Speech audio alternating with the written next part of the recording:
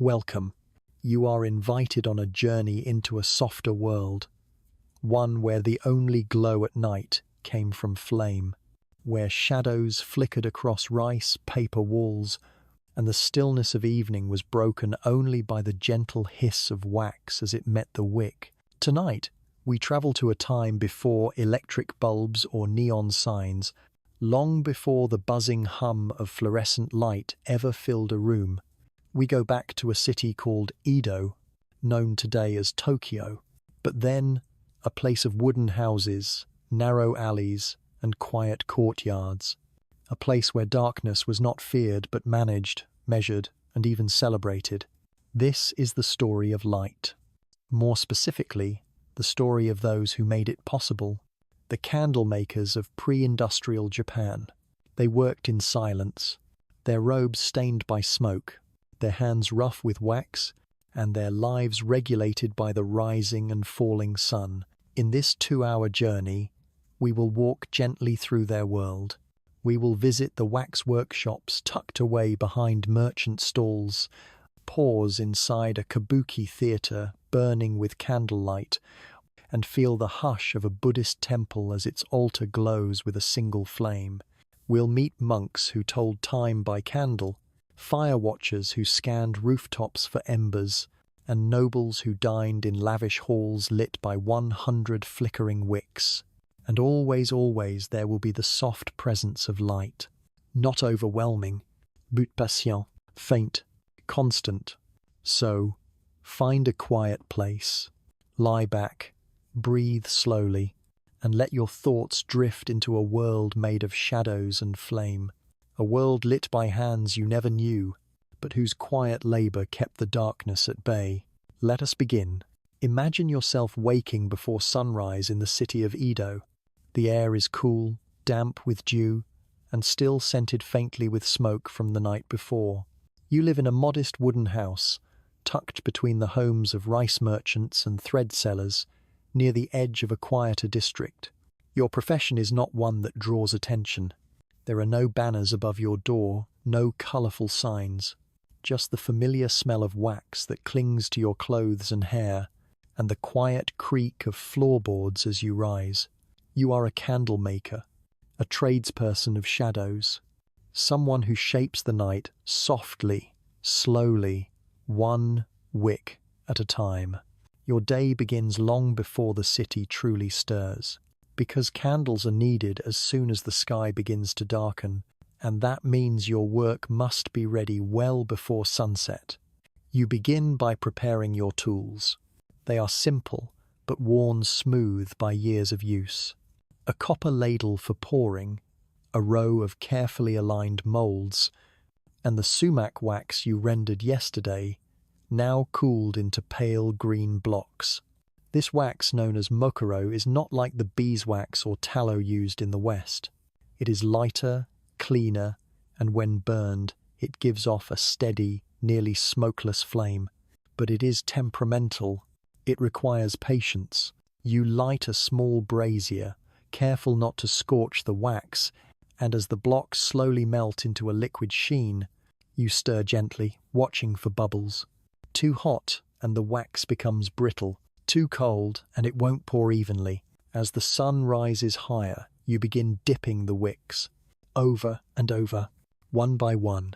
Each thin reed is coated, cooled, then dipped again. A rhythm emerges. Left hand dipping, right hand rotating, breath steady, shoulders relaxed. It is not glamorous work, but it has its rhythm, a kind of candle, maker's meditation.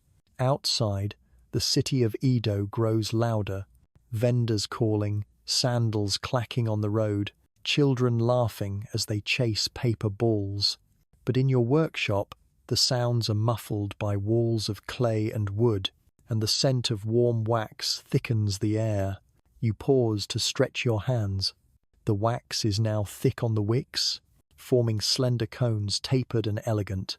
You place them on wooden racks, where they will sit until evening, cooling beneath a muslin cloth to protect them from insects and dust. Your robes are streaked now, elbows stiff with wax. But you are used to this. A candle maker's kimono is rarely clean, and you take quiet pride in the marks of your craft. By mid-afternoon, you prepare your bundles. Some are for tea houses, shorter candles meant for quiet rooms. Some for kabuki theaters, longer, thicker, meant to last through entire acts. And others for shrines, carefully made, balanced perfectly, to burn with reverence. You tie them with twine, attach small paper slips noting the type and weight, then stack them neatly in baskets. A boy from the neighboring shop will help deliver them in exchange for a few coins and a sweet. You have no storefront. Most orders come through word of mouth or long-standing arrangement. You work not for wealth, but for consistency. A good candle is known by its silence. No sputtering, no smoke, just clean light. And that's what you make, day after day. As the sky deepens into twilight, you light one of your own candles. A small one, just for your room. It burns steady, a soft glow reflected on the tatami mat. Outside, a breeze rattles the bamboo blinds. You sit down with a bowl of rice, your back to the wall, watching the flame as it dances. This was the rhythm of life for many candle makers in Edo. Quiet, repetitive, humble. But without them, the city would have been swallowed in shadow. Their work was rarely seen, but always present. As you finish your meal, the candle flickers slightly, then steadies again. It will burn for another hour, long enough to write a letter, read a poem, or simply sit, watching the light. Let us now leave the workshop and step into the world their candles lit, to a place of performance, movement, and carefully timed glow. A kabuki theater, alive with flickering shadows and masks of painted porcelain. Imagine now that you've stepped out into the lantern-lit streets of Edo, your sandals tapping softly on packed earth, the sky above darkening into a soft indigo. The scent of grilled fish drifts from a nearby food stall, mingling with hints of pine, smoke, and steamed rice. You walk slowly, your pace unhurried, past rows of merchant houses and quiet shuttered shops, until you reach a broad, low building humming with quiet energy. A kabuki theater. It does not tower or shine. It crouches slightly under the weight of its wooden beams, its walls adorned with faded banners and thick curtains of indigo dye. But inside, a different world awaits, a world carefully constructed of light, shadow, performance, and silence. Before you step through the entrance, you pause. A theatre assistant, dressed in muted browns, bows gently and takes your sandals in exchange for a pair of woven slippers. The soft slap of straw echoes as you move down a narrow corridor, lit not with lanterns, but with rows of small candles placed in low alcoves, each flame reflected faintly on smooth wooden floors. You emerge into the main hall, where the scent of wax hangs softly in the warm air, and the stage glows with a gentle amber hue. There are no spotlights, no electric hum, only the quiet flicker of hundreds of sumac wax candles, each one carefully positioned in rows and sconces, some behind thin paper screens to soften their brightness, others near the footlights to highlight the delicate gestures of the performers. The audience is already seated, cross-legged on raised tatami platforms. They murmur softly, fans fluttering in rhythm. The house is full, yet the mood remains hushed, reverent. This is not theatre for spectacle. It is theatre for immersion, for being swallowed whole by a world of gesture, rhythm, and flame. And then, almost imperceptibly, the music begins. A single shamisen, plucked gently, its tones curling through the air like the smoke of a newly lit candle. A second joins, followed by the faint click of hyoshigi wooden clappers, marking the start of the act. From the side of the stage, a figure emerges. Painted white face, elaborate wig, robes flowing like a stream over rocks. He moves slowly at first, each step measured, his expression unreadable under layers of pigment. And still, the candles glow. Their light dances across his face, shadows shifting with every tilt of his head, every flick of his wrist. Kabuki, in this era, is as much about the play of light as it is about plot. The candles are not mere illumination. They are performers in their own right. They shape the stage, define mood, control time. Scenes of grief are performed in the dimmest corners, the actor barely visible except for the glint of tears and the sheen of his sleeve.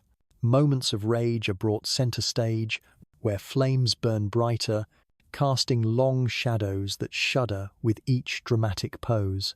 An hour passes, then another. The actors change. The set rotates on a wooden wheel. New props are brought silently into place by black-robed assistants. And all the while, the candles are watched, tended. A boy, no older than 10, moves along the wings, replacing those that have burned too low, trimming wicks with a calm and practiced hand. He carries a basket of replacements, each carefully wrapped in paper to prevent dust. He works silently, his timing perfect, so as not to break the illusion. Intermission arrives with the quiet chime of a bell. The audience does not leave, but unwraps small bundles of food-pickled plum rice balls, slivers of dried persimmon, a sip of green tea from ceramic flasks. You remain seated, watching the candles flicker. Their light does not dim. It shifts, ever so slightly, as the wax melts and the wicks curl in upon themselves. You think of the candle maker, quiet in his workshop, hands stained, eyes focused, and you begin to see that his work is here too, present in every glow, every softened edge of light that caresses the actor's face.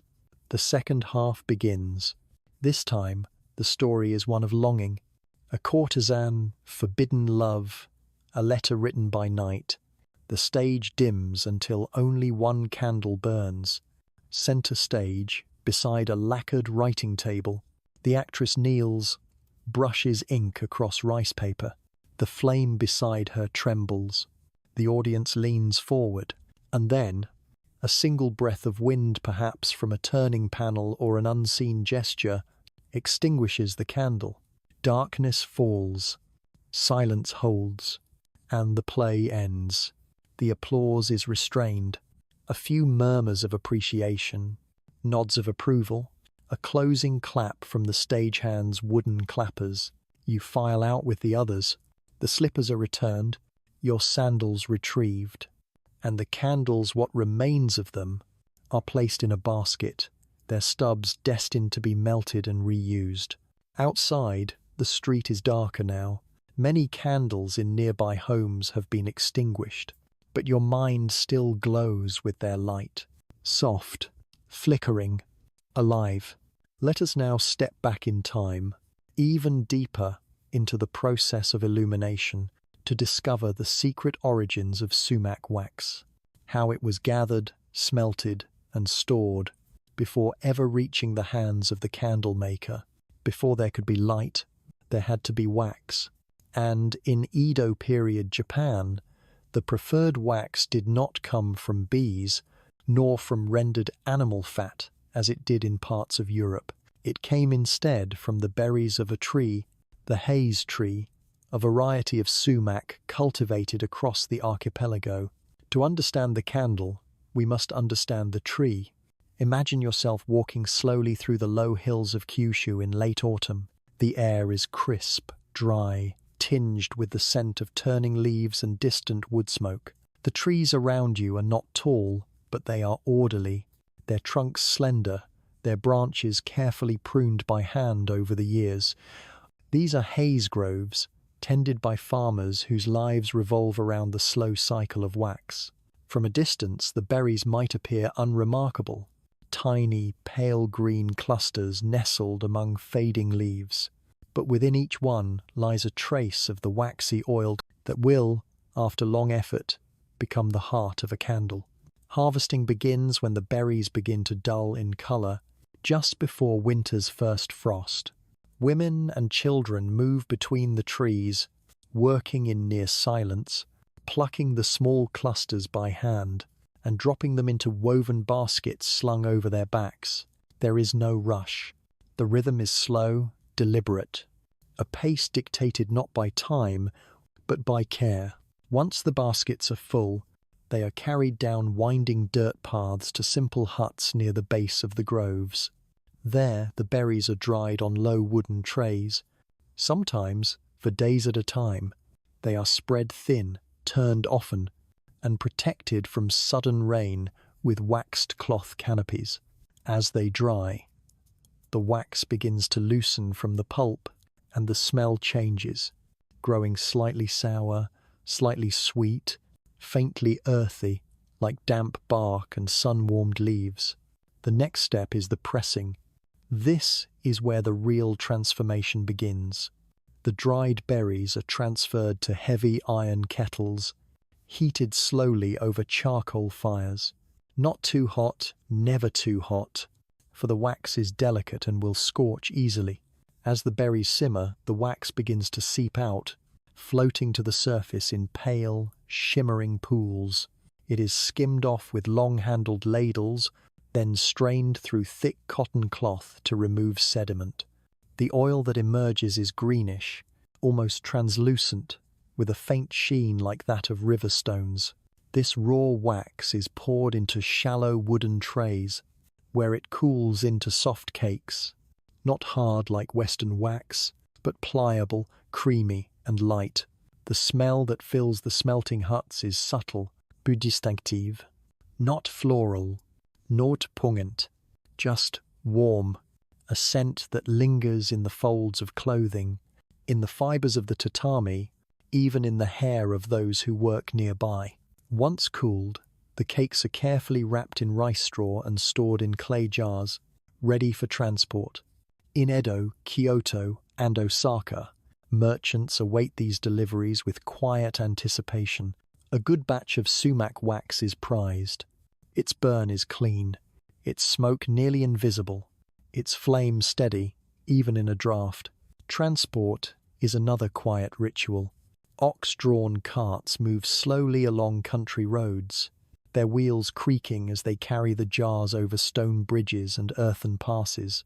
Each merchant marks their shipment with inked slips, bound to the jars with hemp twine. In the cities, these jars are unpacked with care. The wax is cut into neat blocks, stacked in crates, and delivered to candle makers before the next production cycle begins. And all of this, every tree, every berry, every silent pressing, is in service of a single flame, a flame that might burn in a peasant's home or in the grand hall of a noble's estate, a flame that may illuminate a page of poetry or a single bowl of rice at nightfall. From grove to hut, from hand to ladle, the journey of wax is slow and steady. It does not hurry, it does not falter. Just as the candle maker waits for his delivery, the wax too must wait, harvested, smelted, stored, and finally reborn in fire. Now, let us leave the groves behind.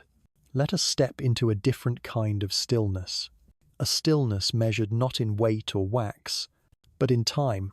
We move now to the quiet chambers of a monk, where the passage of hours is marked by something softer, more ephemeral than sand or sun.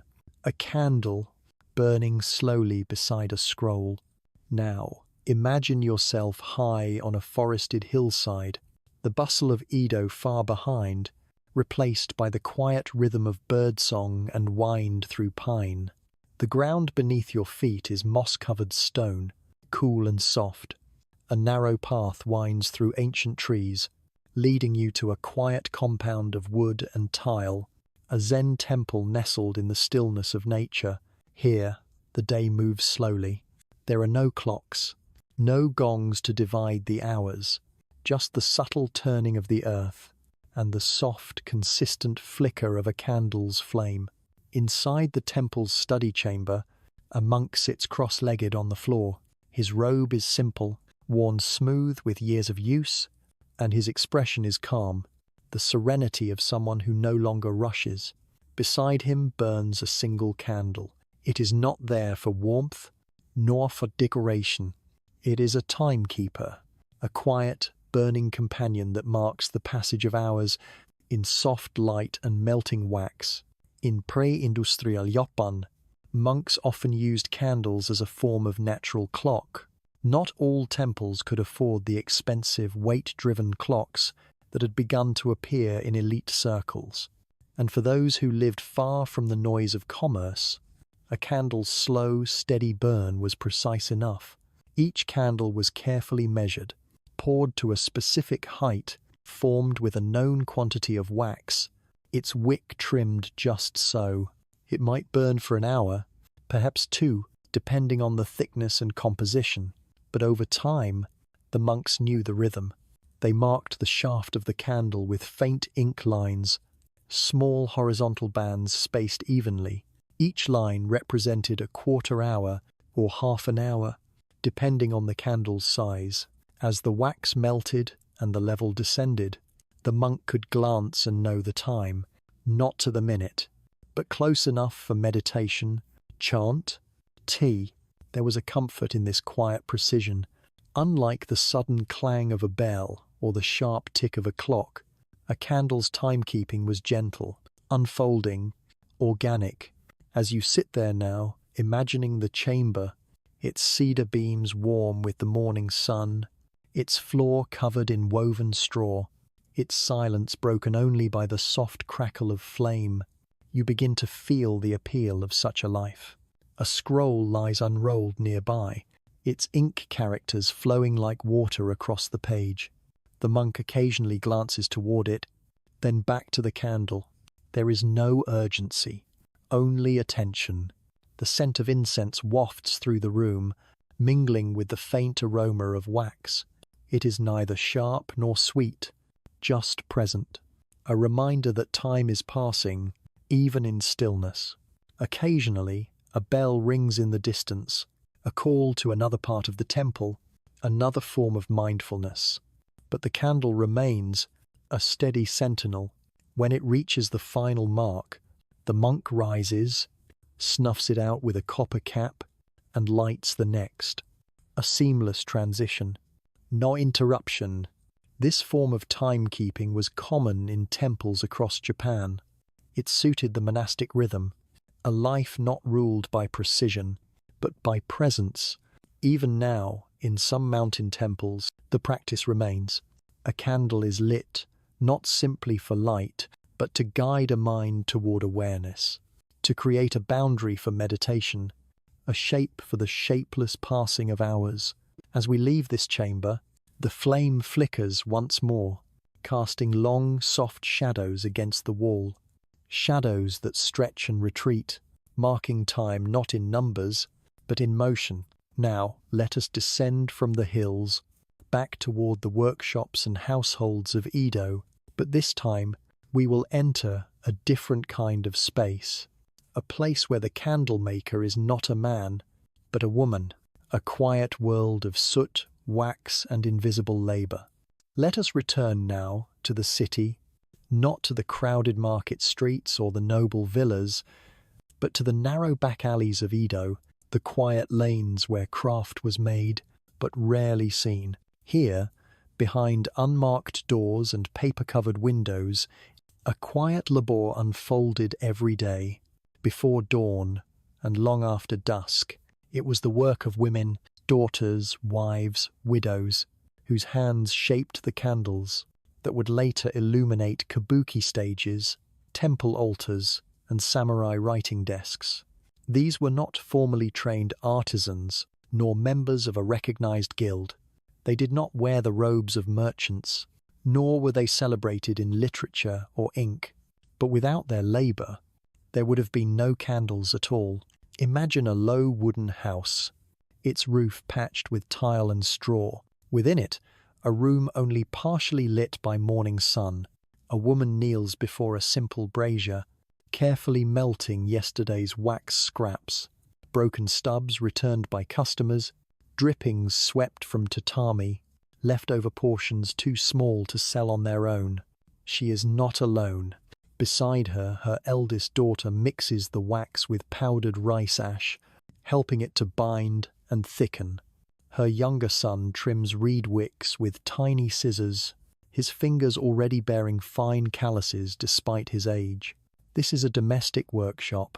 Its rhythm is slow, its tools modest, but the work is steady. Each candle must be carefully poured, each wick precisely positioned. There is no room for haste, no tolerance for error. A candle that burns unevenly brings shame. A candle that smokes too much will be returned. A candle that drips too quickly wastes precious wax. So the women learn, through repetition, through whispered instruction, through watching their mothers and aunts and neighbours. They work in near silence, the hush broken only by the soft clink of ladles or the rustle of cloth as candles are bundled for delivery. There is little talk, not because they are forbidden to speak, but because the work demands attention. There is also the matter of smoke.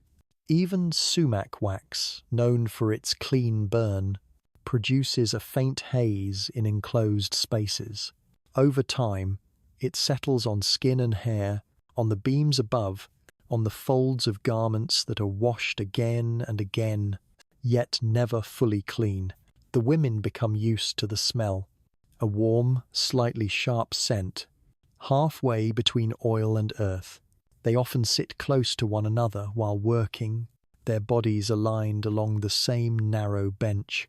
It is not just for warmth in winter, though that helps, but for efficiency and for quiet companionship. Some days there is more wax than usual.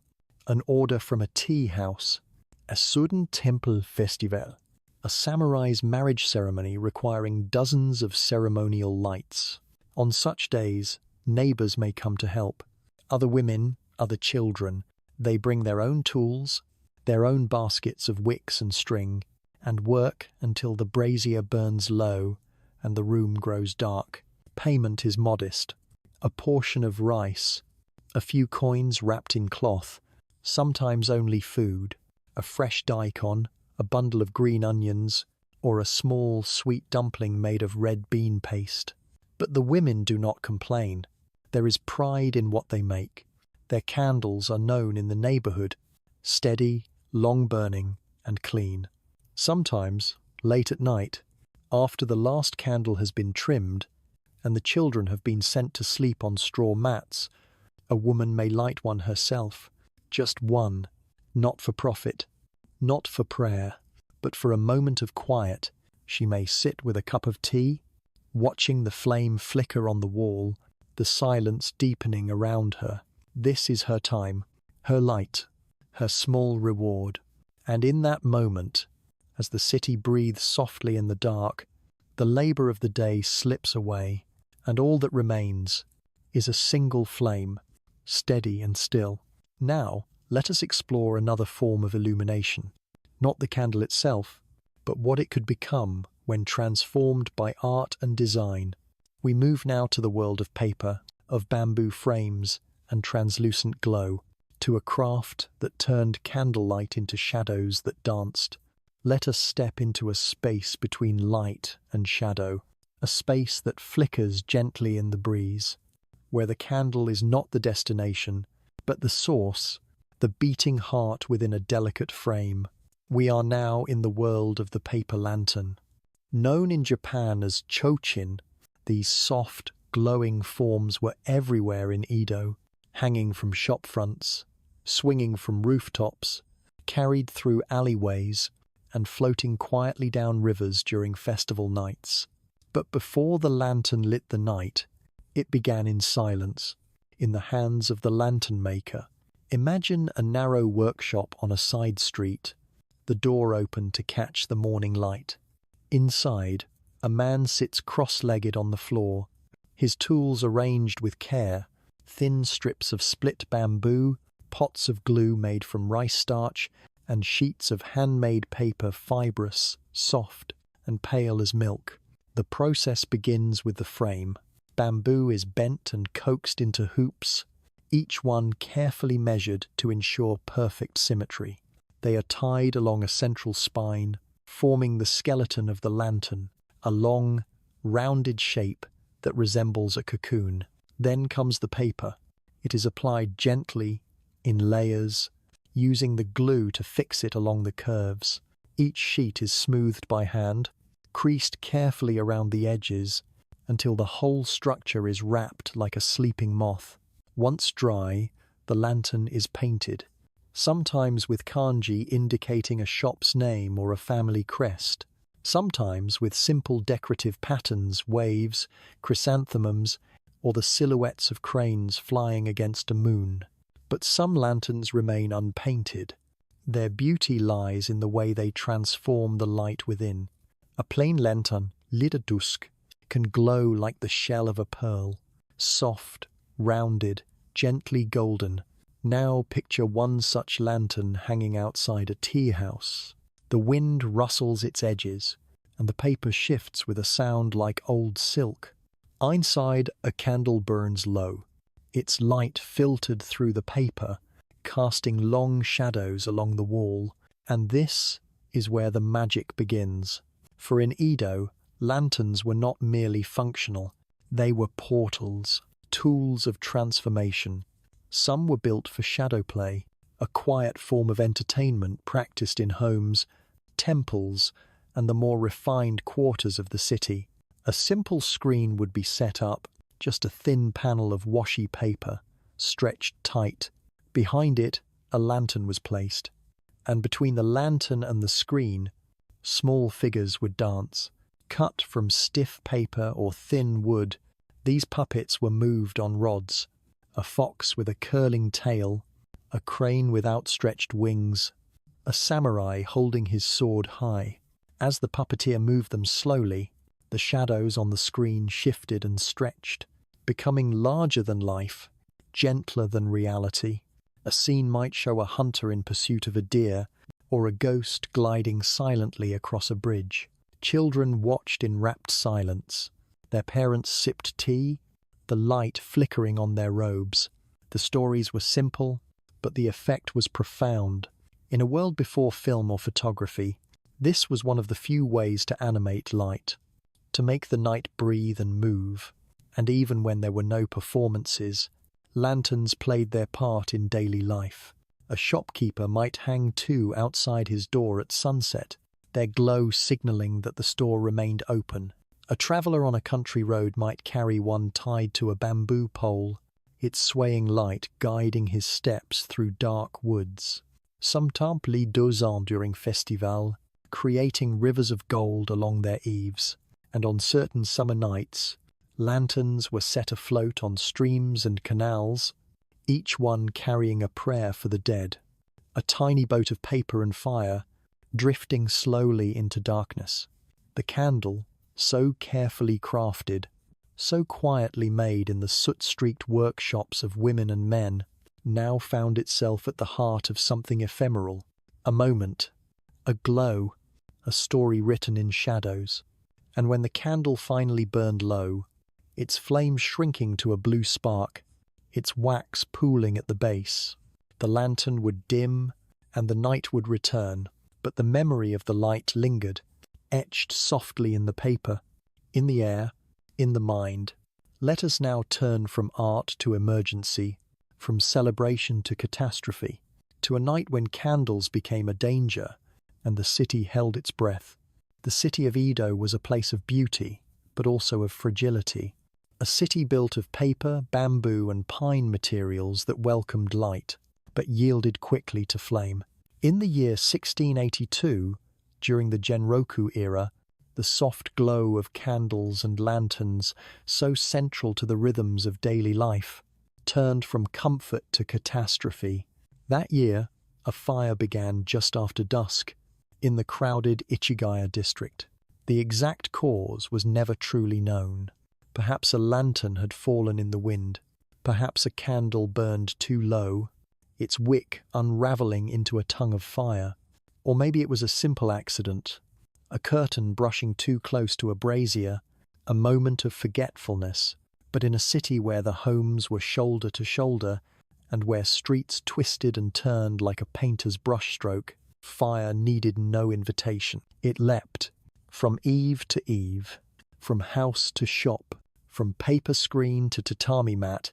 The winds, which so often cooled the city in summer, now fed the flames, driving them eastward like a tide of heat and smoke. As the fire spread, candles were extinguished, not to save wax, but to prevent more flame. Entire neighborhoods fell into darkness, as residents fled with only what they could carry, a blackout of necessity, of desperation. And yet, amidst the destruction, the city did not collapse. Edo had seen fire before, many times, and so it was prepared. The Haikshi, the fire watchers, were already climbing to the rooftops, their silhouettes outlined against the rising flames. They did not wear armor, just padded coats soaked in water and ropes wound tightly around their torsos. They carried matoi, large banners hoisted high, each one identifying a specific firefighting group, their long, brush-like tassels fluttering in the ash-thick wind. Their first task was not to extinguish, but to contain, to remove what would burn. Houses were dismantled with astonishing speed. Water beams were torn down. Thatched roofs were stripped. Entire lanes were cleared in an attempt to cut the fire's path. Citizens worked alongside them, passing buckets of water from hand to hand, carrying sobbing children on their backs, trying to shield their belongings with wet cloth. And through it all, the light that once defined the city was gone. For several nights, Edo remained dark. Temples did not light their shrines. Tea houses closed early. Even kabuki performances were cancelled. There was no glow from lanterns, no soft flicker through shoji screens, only the red horizon and the smell of ash drifting on the breeze. When the fire was finally contained, a third of the city lay in ruins, and yet the people began to rebuild almost immediately. Candle makers who had lost their shops set up temporary stalls beneath bridges. Wax that had melted in storerooms was salvaged, cooled, and repoured. Lantern makers offered their services freely, creating new lights for homes rebuilt from scorched timber. And slowly, the city glowed again. But for years after the Genroku fire, the memory lingered. It shaped regulation, inspired new building codes, and changed the way candles were used at night. Wicks were trimmed more carefully. Lanterns were built with tighter frames. Brazier coals were snuffed before sleep, and children were taught, early on, to respect fire's power, to admire its light, but never forget its hunger. The Genroku blackout was not the only fire Edo endured, but it was among the most remembered, not for the destruction it caused, but for the silence that followed. In a city so defined by its flickering lights that temporary darkness left an indelible mark. Let us now turn from fire back to creation, from destruction to the quiet craft that helped rebuild the glow. Now we step away from the open flames of candles and into the world of stone and stillness, a world not built for mobility or trade, but for permanence and reverence. Welcome to the quiet, chiseling rhythm of the Toro maker, the artisan of the stone lantern. These sculptural lanterns, often seen guarding the paths of temples, hovering beside mossy garden ponds, or lining shaded avenues of shrines, were once crafted by quiet hands in small dust-covered studios on the outskirts of Kyoto, Nara, and Edo. Imagine one such studio now, a low, timber-framed structure nestled against a hillside, its roof sagging gently under the weight of moss, its windows open to the soft afternoon breeze. Inside, the floor is covered in a fine layer of stone dust, so thick it muffles your footsteps. It clings to the rafters, to the edges of wooden shelves, to the folds of a craftsman's robe, as he leans over his newest piece. A Toro is not carved in haste, it is coaxed from the stone. Each one is built from multiple parts, a wide, square base, cylindrical pedestal, a firebox with openings, a gently sloped roof, and often a small, rounded, jewel-like finial on top. The Toro maker knows each shape by heart, but he treats every stone as unique. The raw material arrives as rough blocks, granite, andesite, or even softer tuff. They are selected not for perfection, but for potential. With a small hammer and a set of chisels, he begins his work, tapping gently at first, then more precisely as the form begins to emerge. There is no sound here but the rhythm of tools, the distant rustle of bamboo in the wind, and the occasional caw of a crow on a nearby roof. Each strike sends a whisper of stone into the air, and slowly a lantern takes shape. He works seated, rarely standing, his knees folded under him on a thick straw mat. His movements are economical, his breath steady, his mind focused. Occasionally he pauses to sip tea from a chipped porcelain cup, his fingers chalky with dust. He inspects his work, not for beauty, though it is often beautiful, but for balance, for symmetry, for peace, because a Toro is not merely an object, it is a presence. Once completed, it will be placed in a space where people move slowly, where time is marked by seasons, where light comes not from within, but is welcomed into its openings.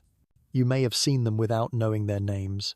Short, squat lanterns beside garden stepping stones, tall, regal ones at the foot of temple stairways, small, roofed ones nestled among azaleas in a courtyard, each one designed to hold a small candle or oil lamp in its hollow center, its carved windows allowing the light to spill outward, in quiet patterns. The Toro's design is not ornamental. It is deeply symbolic. The base represents the earth, the pedestal, water, the firebox, fire, the roof, wind, and the finial, sky. Thus, when one is lit, even with the smallest of flames, it connects the five elements, becoming a miniature universe of stone and light. In some temples, Toros line the entire approach, rows of them, all unlit by day, their dark mouths waiting patiently. But at night, during festivals or ceremonies, they glow, each one flickering softly, their lights rippling like water across stone. The Toro maker rarely sees this. He finishes his lanterns, stacks them outside his workshop to be loaded onto carts, and returns to the next stone. His name may not be recorded, his signature rarely carved, but his work endures. In gardens, in courtyards, in temple paths walked by thousands across generations. And every time someone lights a candle inside a Toro, they unknowingly participate in his craft. They give breath to his stone. They complete the work. Let us now explore how candlelight, even in its gentlest forms, could carry unexpected social weight. How the type of candle you owned, or the smoke it left behind, could say something about your place in society. In the city of Edo, where shadows danced along wooden corridors and lanterns swayed softly from the eaves, light was never just light. It was also a signal, a quiet emblem of class, wealth, and taste, revealed in the shape of a candle, the scent of its smoke, the way it flickered behind the shoji screen. Candlelight, so subtle and soothing to our imagination, was in that time a kind of language, one that whispered of rank and reputation, even as it illuminated the night. Let us wander, now, down a quiet lane in Edo's merchant district. The sun has just dipped behind the tiled roofs, and, across the street, homes begin to light their candles. In one window, a tall, slim candle glows with a clean, steady flame. Its light is pale gold, its base perfectly trimmed. There is no soot on the wall, no smell in the air. This is Mokoro sumac wax, a refined product, expensive to make and slow to burn. The home it belongs to is well kept, its wooden gate freshly lacquered, its gravel garden raked into careful ripples. Inside, a merchant reviews his ledgers, his ink brush gliding across smooth paper, his candle casting no shadow upon his hand. Just down the street, in a humbler home with a sagging awning, another candle burns, but this one is short, squat, and smoky. Made of animal fat, perhaps, or reused oil, its flame flickers erratically, and a thin ribbon of dark soot rises into the rafters.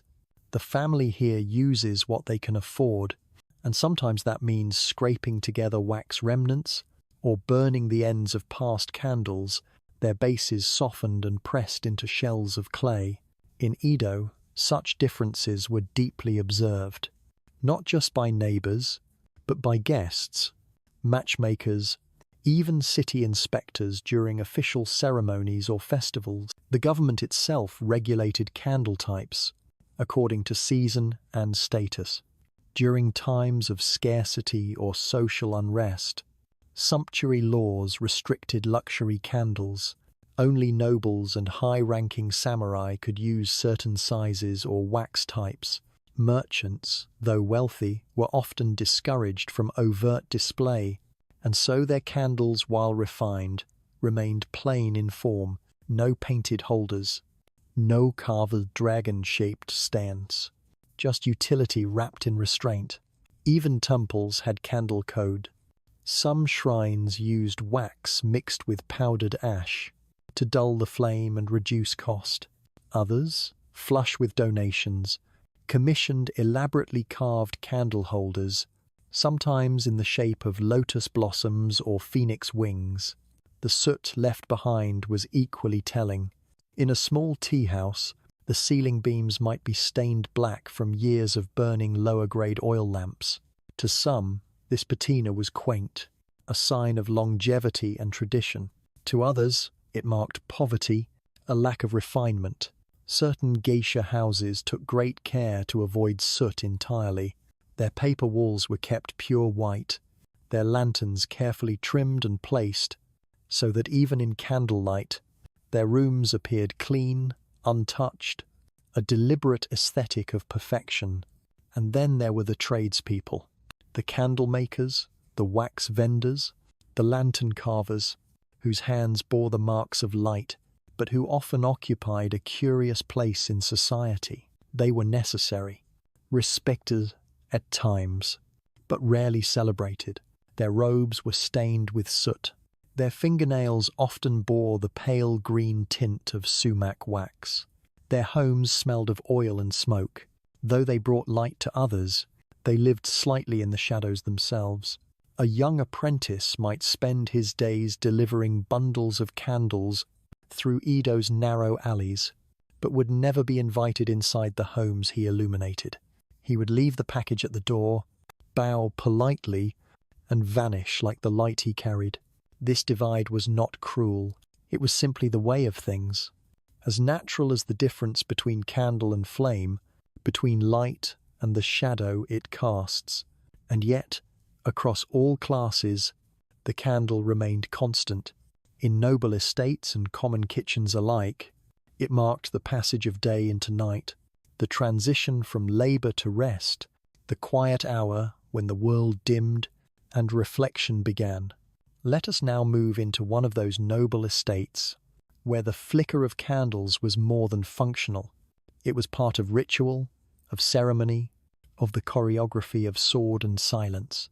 Now we enter a different kind of silence, not the hush of a workshop, nor the quiet of a monk's chamber, but the silence that comes before movement, before conflict, before the drawing of a blade. We are in the inner quarters of a samurai estate. The evening is cool. Crickets sing just beyond the garden gate, and the last rays of sunlight have faded from the tiled roofs. Inside, the paper screens are shut. Shoji doors slide closed with barely a whisper. Only the glow of candles remains. These are not just any candles. They are placed with care, their height, evenness, and placement carefully considered, not for aesthetics alone, but for formality, for tradition, and for the peculiar rituals of the warrior class. Candlelight and swordsmanship had a long and subtle relationship. A sword, after all, reflects light. Its polished surface gleams in the glow of flame, and the clarity of that glow could reveal the hands trembling, the twitch of a jaw, the moment before action. But more than that, in the Edo period, a time of relative peace, when the role of the samurai evolved from battlefield warrior to bureaucrat and symbol of refined discipline, the sword became ceremonial, and with it, the rituals that surrounded it grew ever more precise. One such ritual was the practice of sukiyake no keiko, an evening sword drill conducted entirely by candlelight. Within a private dojo or large room of a samurai's home, the tatami floors were swept clean. Candles were placed at 4 corners of the space, each one equidistant from a central mat. They were of equal size and burn time, often made of the finest sumac wax to avoid smoke, so that clarity could be preserved. 2 men would enter, both dressed not in armor, but in hakama and light robes. Their swords, often blunted for practice, hung loosely at their sides. They bowed not to each other first, but to the candle nearest the door. This was not superstition. It was etiquette. The candle represented control. Without it, there was no visibility. And to duel or practice in darkness was not seen as brave, but dishonorable, sloppy, undisciplined, even foolish. When the bout began, movements were slow at first, testing footwork, watching how the candlelight shifted across the other's silhouette. A well-trained samurai could read an opponent's intent from the shape of their shadow on the wall. In such lighting, every gesture was magnified. A turn of the wrist, the rise of a shoulder, the shift of weight onto the front foot, the flame caught it all. Some traditions held that one should never strike while a candle flickered wildly. It was said to be an omen of misjudgment, a sign that the air unsettled would carry misfortune. Others believed that the moment when the candle bent low, just before it returned to stillness, was the best moment to move, a metaphor for striking in the lull before tension resumed. These duels were rarely to the death. More often, they were practice sessions between peers, or quiet contests of honor, meant to settle disputes without bloodshed, but they were always conducted with strict decorum. No candle was to be extinguished mid-duel. If a flame sputtered or went out, the bout was paused, the wick trimmed, and a new candle lit before resuming. At the duel's end, the 2 samurai bowed again, first to each other, then once more to the candles, in thanks for their clarity, their restraint, and always, the youngest attendant in the household would step forward to gently snuff the flames with a small brass cap, never by breath, which was seen as disrespectful to the fire's spirit. This quiet reverence extended beyond the dojo. In a samurai's private study, candles were often placed beside calligraphy sets, where the warrior might compose poems or practice brush technique under their gentle glow. Even in death, the samurai's connection to candlelight endured. During funeral rites, candles were placed near the head and feet of the deceased, their flames watched closely throughout the night. If a candle flickered or went out before dawn, it was believed to be a sign that the spirit had not yet found peace. In a culture where restraint, discipline, and inner calm were seen as the highest virtues, the candle served as both tool and teacher. Its flicker was a test, its steadiness a goal. Now, let us step away from the solemnity of the dojo and into a different kind of glow, one of ceremony, festivity, and superstition, where candles lit not just homes and duels, but the changing of seasons and the quiet turning of the year. Now we pass through a grand gate of dark lacquered wood. It groans slightly as it opens, revealing a winding stone path lined with clipped hedges and lotus ponds. We are entering a daimyo's estate, the residence of a powerful regional lord, a man of inherited authority and one of the few who lived in Edo with both opulence and order. The sun has long since set. The air is thick with the scent of pine and still water, and at the far end of the garden, light glows faintly from behind silk-covered windows. A servant meets you with a bow, then gestures silently to remove your footwear. You step through the genkan, the entryway onto polished wooden floors, cool beneath your feet, and are led deeper into the manor's heart. Tonight, you've been invited to observe a quiet ritual, one performed only occasionally, and only by those with means to spare. It is called the Hyakutoka no Ma, the room of 100 candles. You enter the room slowly. It is spacious but sparse, its walls lined with sliding screens painted in soft grey ink, mountains, cranes, bamboo, scenes intended to soothe the eye. And in a perfect circle around the perimeter of the room, 100 candles flicker in unison. Each is seated in a low iron stand, its base surrounded by a dish to catch dripping wax. They are nearly identical, crafted by a specialist, all made of sumac wax, all trimmed to the same height, and lit within moments of each other by a team of servants trained in the task. The light they give off is warm but not harsh. It fills the space without overwhelming it, casting shadows that flutter like dragonfly wings. On the papered walls, there is no ceiling lamp, no central flame. The room glows from the edges in, as though the darkness has gently folded itself around the light.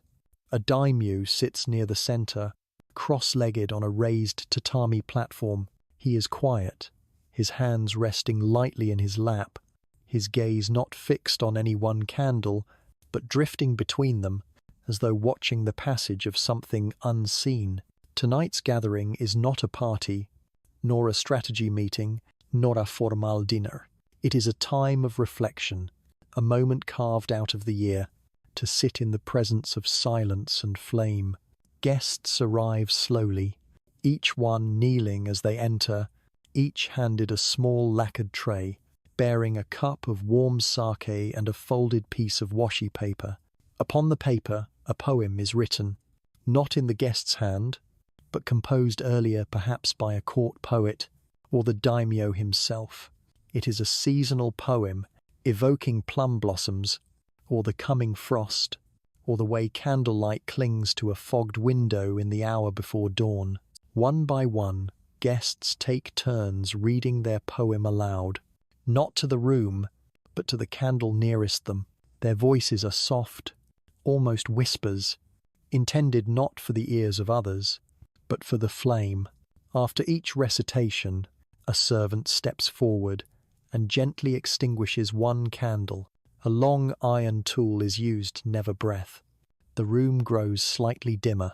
This continues, candle by candle, poem by poem, until only a handful remain. By now, the atmosphere has changed, not in any dramatic way, but subtly, a quiet thickening of the air, a sense of something drawing near. The final poems are not read aloud. Instead, each guest sits in silence with their flame until a servant extinguishes it. The last candle is left for the daimyo himself. He rises slowly, bows to the center of the room, and snuffs it out without a word. Now the room is dark, completely dark. The only sound is the rustle of fabric, the breath of the night wind outside, the faint tick of cooling wax. This ritual, part meditation, part seasonal farewell, served many purposes. It was said to help the heart welcome change, to acknowledge the passing of time, and to practice letting go of light, of control, of presence. It was also a test of composure. Guests were watched for signs of unease in the dark, a shifting posture, a hurried breath. These could reveal more than any poem, and yet for most, the experience was calming. The soft glow, the slow descent into shadow, the stillness of the final moment, all combined to offer something rare in courtly life. Quiet. Outside, in the corridor, Servants light small lanterns to guide each guest back to their carriage or quarters. Their faces are lit only briefly, then fade again into the calm of the night. Let us now follow one of these guests, not back into the daimyo's household, but into the open roads of travel, where candles and lanterns lit a very different path. The candle, in Edo period Japan, was never merely a tool for pushing back the night. It could be a signal, a symbol, and sometimes a talisman. In the turning of the seasons, certain candles were not just lit for light, they were lit for fortune. Among the most evocative examples was Setsubun, the festival marking the division between winter and spring. Traditionally observed in the second month of the old lunar calendar, it was a moment of transition, a time to cast away the lingering chill of winter and to welcome the fresh air of the coming season. It was also a time for driving away unwelcome spirits. Imagine yourself on the evening of Setsubun. The air is cool but no longer biting. The streets are dotted with small stalls selling roasted soybeans, and children run about carrying paper masks, some of grinning demons, some of frowning old men. You approach a modest townhouse. Its windows are closed against the night air, but from within you see a faint, deliberate glow, a candle thicker than most, and tinted a warm ochre hue, burns in a heavy clay holder. This is no ordinary household light. It is a seasonal candle, crafted with the purpose of purifying space. These candles were often made from a blend of sumac wax and special herbs, mugwort, sandalwood, sometimes even bits of citrus peel, ground finely and mixed into the wax before pouring. When lit, they released a faint, herbal fragrance that was thought to repel malevolent influences. Inside the home, the family gathers. The head of the household, holding a shallow lacquer tray of roasted soybeans, steps forward to the front door.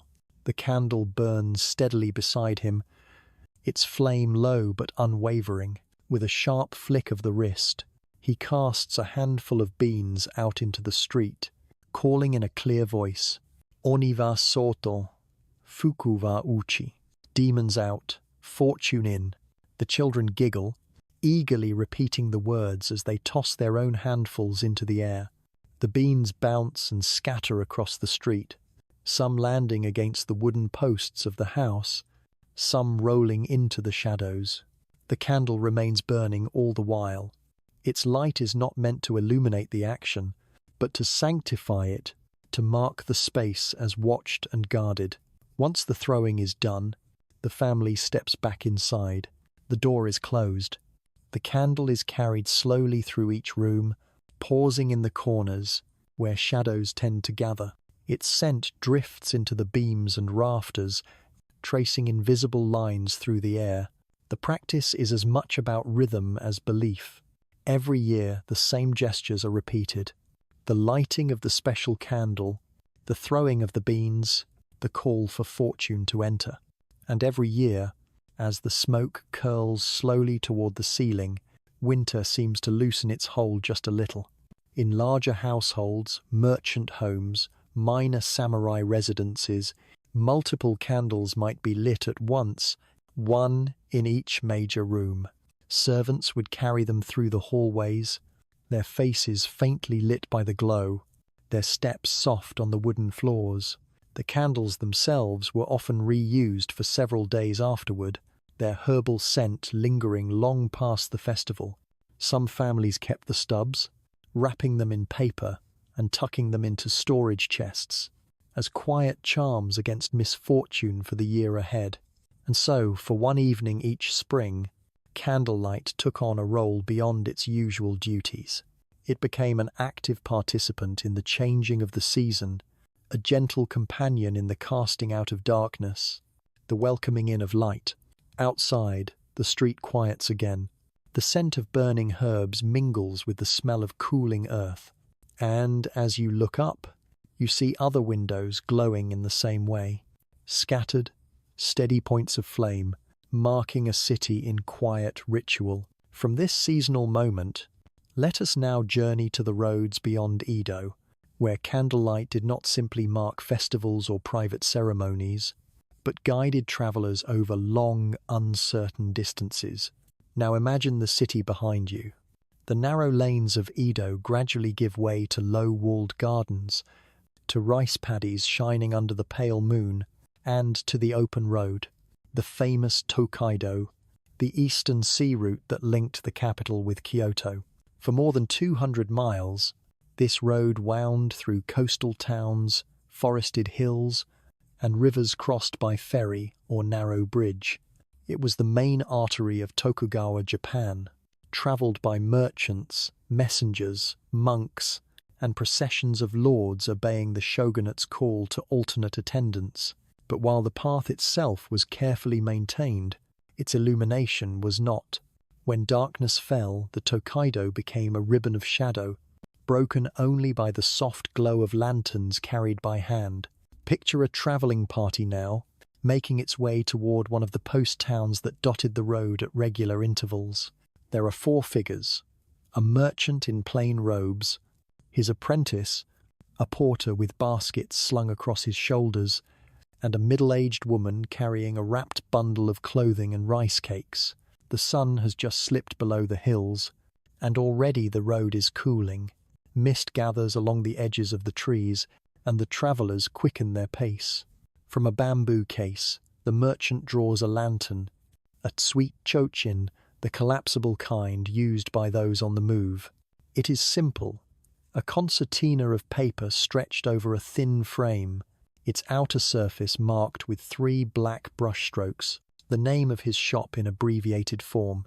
Inside, a small candle is affixed to a metal fitting, its wick trimmed carefully to avoid excess smoke. The apprentice kneels to light it with flint and steel. A spark, a hiss, and then the flame flares up, steadying as the lantern is raised to chest height. Its light falls in a tight circle, illuminating the road just ahead and little more. This is not like modern light, broad and bright. It is narrow, personal. Its shadows are deep, its edge uncertain, but it is enough. As the group continues walking, their lantern's glow bounces with each step, casting long shapes on the trees beside the road. They pass other travellers, a priest with a tall hat and a softly glowing paper lamp, 2 children guiding a blind man with a stick, his path lit by the faintest flicker of fireflies trapped in a jar. Further ahead, a large retinue moves in the opposite direction. They carry tall lantern poles and sway, each topped with a box-shaped enclosure, shielding the candle from wind. The emblem of their daimyo glows faintly through the washi paper sides. The light announces rank. The lanterns are not merely practical. They are a signal of prestige. In the small post towns, shukuba lanterns hang from every eave. Some display painted kanji welcoming travellers. Others, red and round, bob in the breeze outside tea houses or bathhouses. The soft buzz of conversation and the clatter of sandals mark your arrival. Once inside the inn, the candle is extinguished with a practiced twist. The lantern is folded flat, the still warm base slipped into its travel box. No light is wasted. In the room, a fresh candle awaits. Shorter than those in the city, its flame designed to last just long enough for supper, perhaps a letter home, or a game of go by the window. The walls are thin. You hear other travellers coughing gently or snoring behind screens. And outside, the sounds of the road do not entirely disappear. A horse brays in the dark. Wheels creak on gravel. The lanterns of late arrivals dance beyond the gate. In this way, light travelled the Tokaido, not as a continuous glow, but as a series of brief illuminations, like stepping stones across a stream. Each candle held its own world, its own silence, its own small act of reassurance, that the road still lay ahead and the destination still waited in the dark. And for some, especially monks, poets, and wandering performers, these solitary moments of candlelight were among the most cherished. Now, Let us follow one such candle, burning not in a roadside inn, but deep within temple walls, where the flicker of flame guides ritual, reflection, and prayer. Now we climb once more into the mountains, where the air grows thin and cool, and the world below fades into stillness.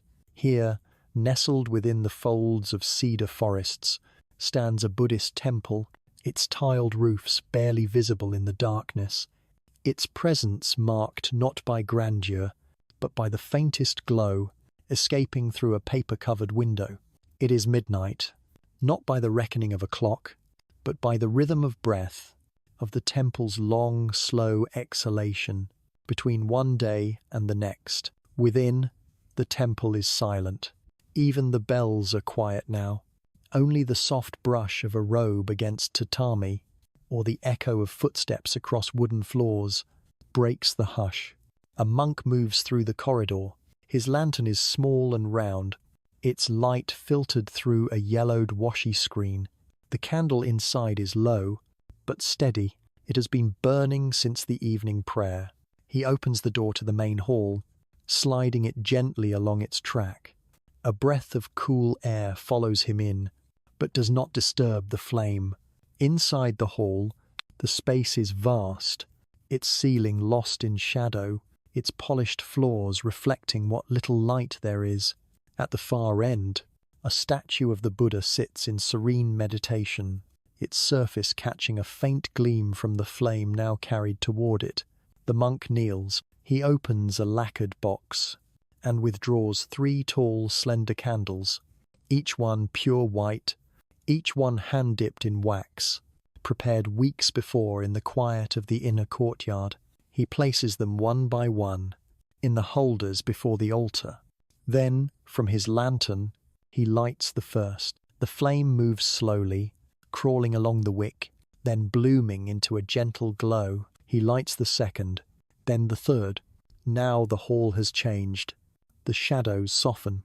The Buddha's face becomes visible, not all at once, but in delicate stages, as if waking from meditation. This is Yakan Hoyo midnight offering. It is not a public ceremony. There are no pilgrims here, no offerings of rice or coins. It is a practice of care, of ritual continuity. In some temples, it is performed nightly.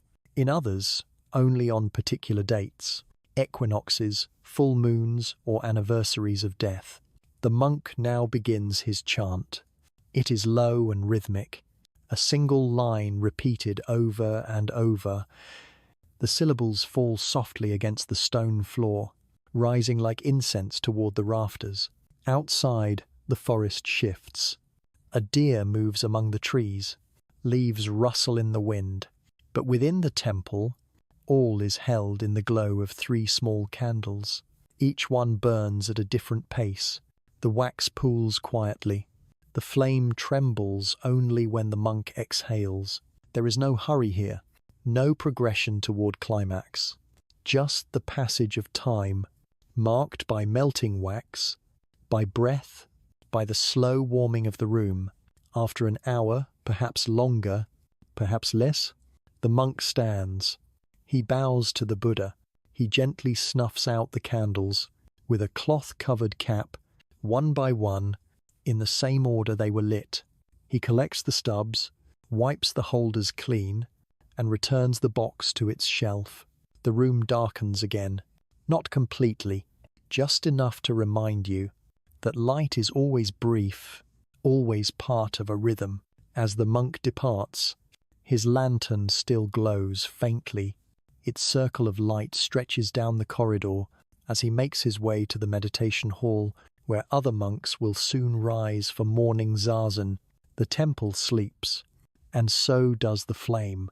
Let us now leave the high, sacred spaces and return to the city, to the streets where light meant regulation, not reflection, where candles were counted, taxed, and sometimes forbidden altogether.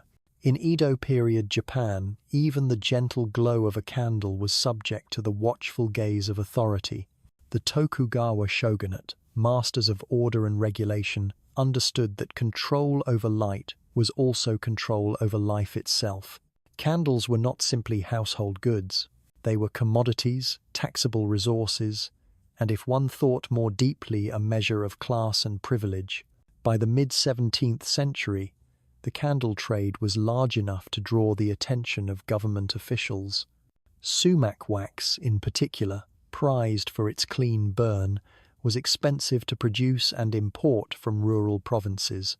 It became a luxury item, and as such, it was quietly folded into the web of Edo's taxation system. The most basic tax was a merchant levy. Candle makers and wholesalers were required to register their production volume and pay dues accordingly. In theory, these payments supported city upkeep, road repairs, fire brigades, and market maintenance. In reality, they also served as a subtle reminder that nothing in the shogun's city was free from oversight.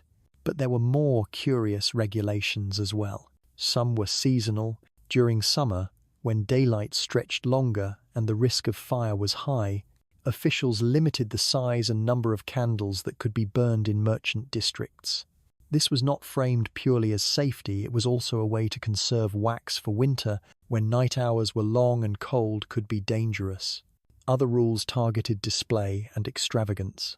Samurai families could light large candles for evening gatherings, but merchants, no matter how wealthy, were expected to keep to modest wicks, their candle holders plain and undecorated. It was another way of maintaining the social hierarchy, reminding prosperous townsmen that they were not to imitate the manners of the warrior class. Temple use was regulated as well. Although religious institutions were allowed more candles than private homes, their wax stores could be inspected without warning. Officials feared that large-scale orders might fuel illicit markets or smuggling networks. Indeed, smuggling wax was not uncommon. Merchants might buy it cheaply in distant provinces, transport it hidden in barrels marked for tea or rice, and sell it in Edo without paying the proper duties. A peculiar form of control came in the form of candle rationing during certain emergencies. When great fires swept the city, such as the one in the Genroku era, citizens were ordered to limit candle use after dark. Lanterns in public gathering places were extinguished early, and private homes were encouraged to rely on moonlight whenever possible. In some districts, inspectors patrolled the streets, peering into shop fronts and scolding those whose candles burned too late or too brightly. For those who broke the rules, the punishments were usually light: fines, confiscations, or public warnings posted at the neighborhood bulletin board. But repeat offenders, particularly those selling candles illegally, could face exile from the city. Despite these restrictions, the candle trade thrived. Merchants adapted by creating clever products that skirted regulations. For example, shorter candles could be sold in bundles, making them technically legal yet offering the same total burn time as the banned larger ones. Lantern designs also evolved. By placing reflective metal behind the candle, the same small flame could illuminate a space far more brightly, stretching limited wax supplies. In wealthier homes, loopholes became an art form.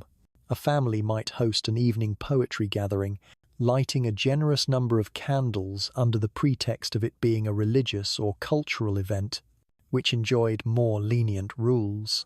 Officials, often guests themselves, turned a blind eye. It is telling that in Edo, light was never entirely private. From the merchant's humble wax stub to the daimyo's towering ceremonial candles, illumination was something to be counted, recorded, and, when necessary, dimmed.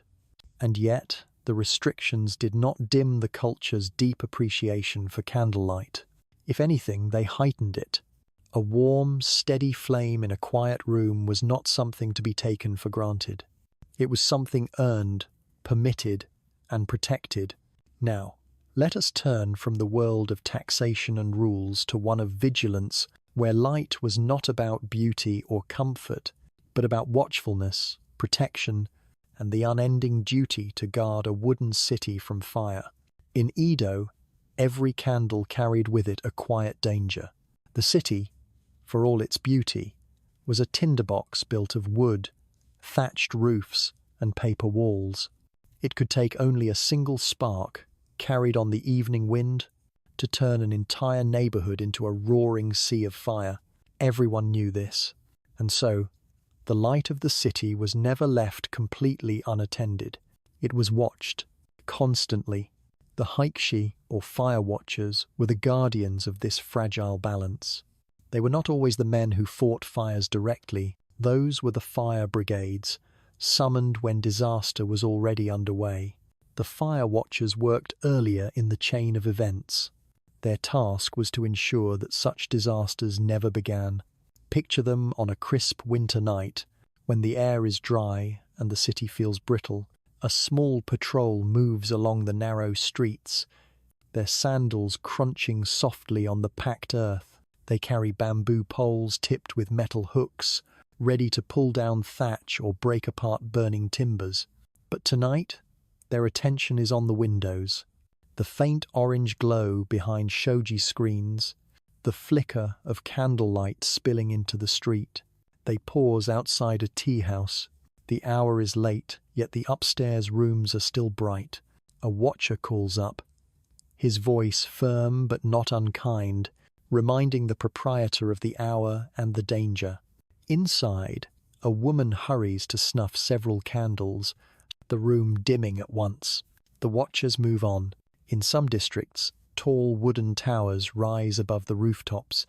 Watchtowers, their silhouettes familiar against the moonlit sky.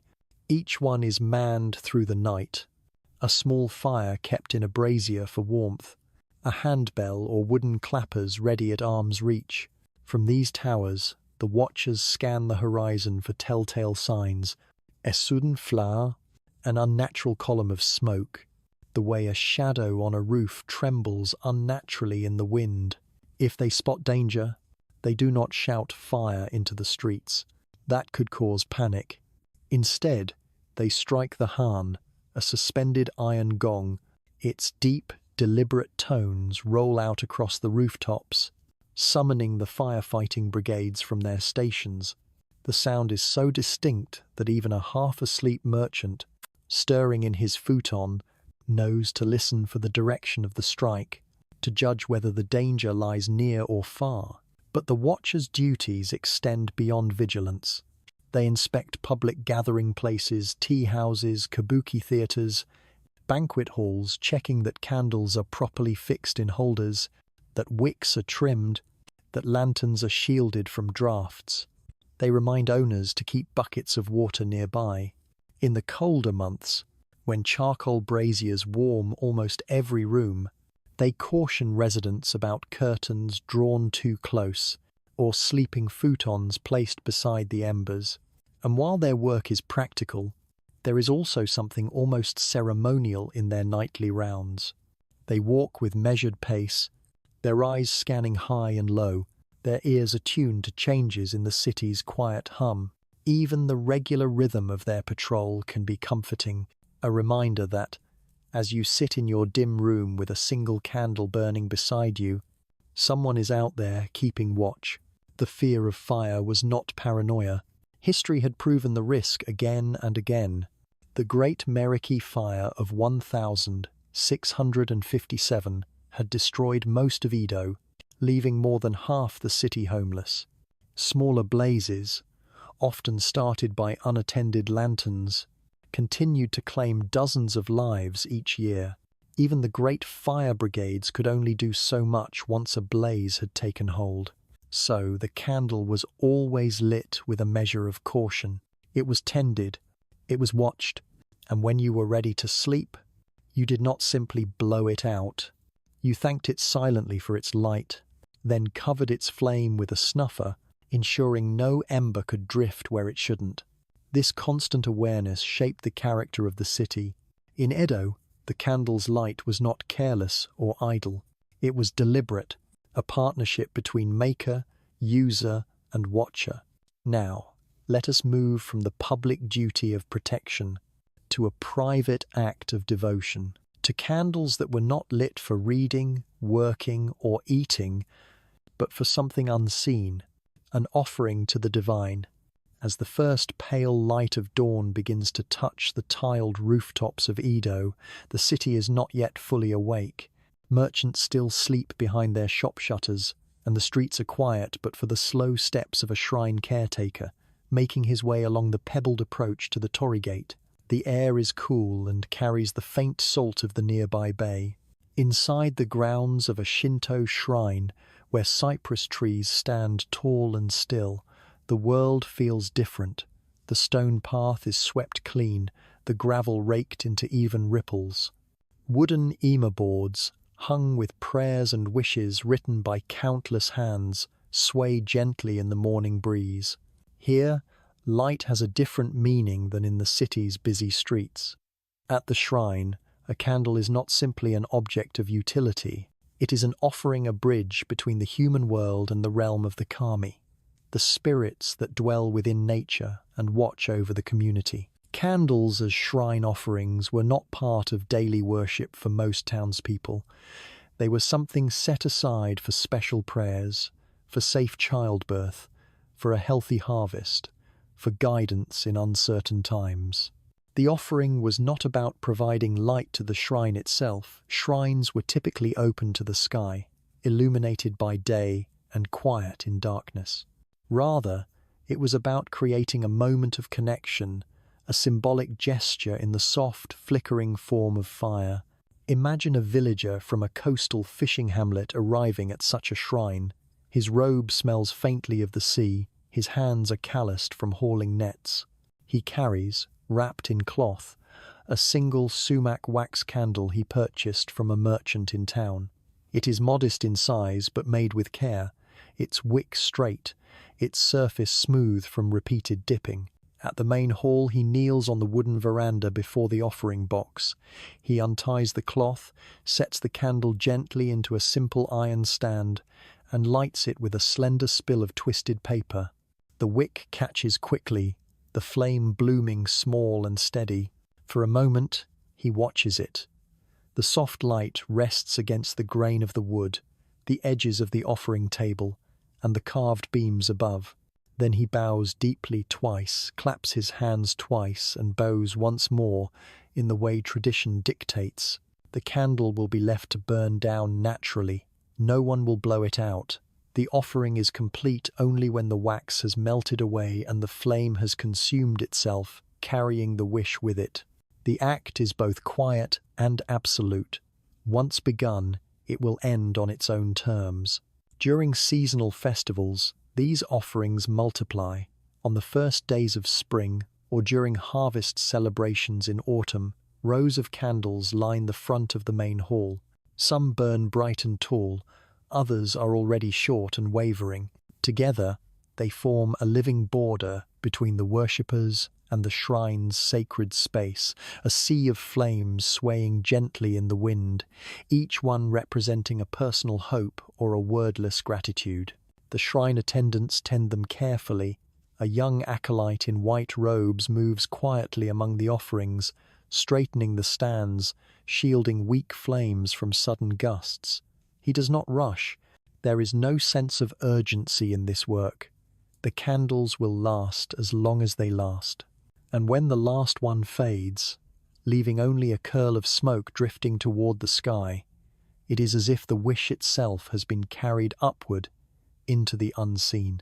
In this way, candles at shrines are not about brightening a space. They are about brightening an intention, about creating a living, fleeting presence that speaks without words. From here, our journey will take us back into the private realm once again, not into prayer, but into poetry and affection. Into the quiet rooms where candlelight illuminated not altars or gardens, but the ink strokes of a love letter. The streets outside are quiet now, the bustle of the day reduced to an occasional footstep or the faint creak of a cartwheel retreating into the night. Inside a modest townhouse in Edo's merchant quarter, a single candle glows on a low writing desk. The air is still, the shadows soft, and the flame bends only when the writer leans in, as if curious to see the words take form. This is the hour for quiet writing when business ledgers are put away, when the voices of neighbors have faded and when the mind turns inward. In Edo period Japan, this stillness was a favored time for composing letters, especially those of a more intimate nature. The candle was both a tool and a companion. Its narrow circle of light invited focus, blocking out the distractions of the room. Its steady flame seemed to hold time in suspension, allowing thoughts to gather in the mind as ink gathered on the brush, and it shaped the very rhythm of writing. The brush paused, not only for thought, but when the flame leaned and shadows shifted across the page. Love letters in this period were rarely blunt. They were layered with suggestion, with seasonal references, with the subtle imagery prized in courtly poetry. A single phrase might carry the weight of longing. The moon tonight seems far colder than last. Another might hint at an unspoken hope. May the plum blossoms open before we next meet. A candle's light became part of this language. A lover might write, "I set this letter beside the flame, as though it might warm the words I send you," or, "In the wavering of my candlelight, I saw your face." These were not exaggerations, they were ways of placing the reader in the same room, in the same light, sharing the same moment. The connection between candlelight and verse extended to haiku as well. In the hands of a poet, a candle was not merely described, it was observed, then distilled into an image that could carry mood and meaning in just a few syllables. The paper door shakes as the candle's breath flickers, wind from far away. Haiku of the Edo period often treated candlelight as a living thing. It could lean like a flower, tremble like a small bird, die quietly like an old friend. Basho himself wrote poems in the presence of a single flame, letting its soft, unsteady glow guide the brevity of his thought. Even in less formal verse, the candle provided a way to measure time. Writers spoke of 3-candle nights or half-candle letters, using the burning of the wick as a gentle clock. Lovers might promise to write until the candle was spent, allowing the melting wax to decide the length of their confession. And when the candle finally guttered and went out, it left a space in the room that was as meaningful as the light had been. The unfinished letter, the folded haiku sheet waiting for delivery, all of it was bound to the moment when the flame had kept company with ink and thought. The next morning, the letter would be folded and tied with a narrow strip of paper or silk thread, sometimes even sealed with a dab of wax from the same candle that had lit its writing. In this way, the object itself carried the memory of its making. From this intimate world of paper, ink, and light, we will step into a much more restless and precarious one, still bound to candles, but now through stealth and need. Not the warmth of affection, but the temptation of theft. In a city where the night belonged to darkness, a candle was never just a candle. It was light, warmth, a measure of safety, and, for many, a small luxury. And where there was something valuable, there would always be those tempted to take it. Edo had a candle theft problem. It was not the kind of crime that filled official records with drama or scandal. It was quieter, humbler, but persistent. A shadow moving through alleys, a missing stub noticed only after sundown. To understand why, we must remember how candles were made and priced. Sumac wax candles, the finest kind, burned cleanly and without smoke. They lasted long hours and gave a steady, pale light that barely wavered in a draught. But they were expensive. A common labourer could buy cheaper tallow candles or oil lamps, yet even these could eat into a week's earnings if used daily. For the poorest, a candle was almost a small treasure. And so, temptation crept in. In busy merchant districts, bundles of candles were often left stacked in shop fronts during the day. A moment's inattention could see one or two disappear into the sleeve of a passing stranger. At night, thieves were bolder. They slipped quietly into storehouses, or, more daringly, reached into the very alcoves of shrines and tea-houses to steal candles still warm from use. The stolen candles were not always resold. Sometimes they were burned in the thief's own home, the light enjoyed as a secret indulgence. Other times, they were sold cheaply in back alleys or exchanged for food. There was even a small, murky trade in half-burned candles, those extinguished before they had burned down completely, trimmed at the base to hide the fact they were second-hand. The authorities considered candle theft petty compared to larger crimes, but it was still a nuisance.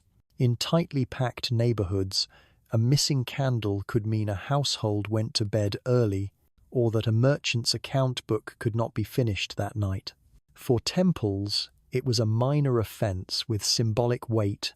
To take light from a sacred space was seen as an insult to the kami or to the Buddha. Neighborhood groups sometimes dealt with the matter themselves. In some districts, shopkeepers agreed to mark their candles with tiny ink dots or distinctive wick bindings, making them harder to sell if stolen. Households stored wax in clay jars hidden beneath floorboards. And gossip, always a powerful force in Edo, worked as a deterrent. To be known as someone who would stoop to stealing candles was a stain on one's reputation, even among thieves. Still, the problem persisted. For many years, street guards and fire watchers doubled as informal night wardens, keeping an eye out for figures lingering too long in shadows near a shop or warehouse. They carried short lanterns, not to light the way for themselves, but to flash suddenly toward a suspicious figure, startling them into retreat. In the colder months, when nights were long, candle theft rose noticeably. Wax was harder to come by in winter, and with doors and shutters kept closed, it was easier for thieves to move unseen. Even so, the crimes were rarely violent. A thief might slip away silently, leaving only the faintest footprint in frost or a disturbed curtain where a hand had passed. In the end, candle theft in Edo was less about greed than about need, about the deep human instinct to bring light into darkness, even if one had to take it from another. It was a small reminder that in a city built of wood and paper, light was a kind of currency, measured not in coins, but in hours of burn. From this shadowy commerce of stolen wax, let us step back into the quiet intimacy of the workshop, where, instead of theft, we will listen to the candle itself, its faint crackles, its almost inaudible song. The candlemaker's workshop is quiet, but never silent. It is a room where sound moves slowly, where each noise seems to carry a softness shaped by wax and wood. If you were to sit inside for a full day, you would begin to notice that the workshop has its own rhythm, a music so faint and steady that it almost fades into the bones of the building. It begins with the melting. A low brazier burns in the corner, its charcoal glowing red beneath a clay pot filled with pale blocks of sumac wax. At first, the blocks lie hard and silent, their edges faintly frosted from the cool of the storeroom. But as the heat seeps upward, they begin to sigh. You hear a faint creak as the surface softens, then a whispering crack as the solid gives way to liquid. Occasionally, a bubble rises, breaking the surface with a tiny pop. The scent that follows is warm and light, earthy, faintly sweet, never overpowering. The candlemaker listens without listening. He has heard this sound every morning for decades, and yet, on some days, he notices it more clearly.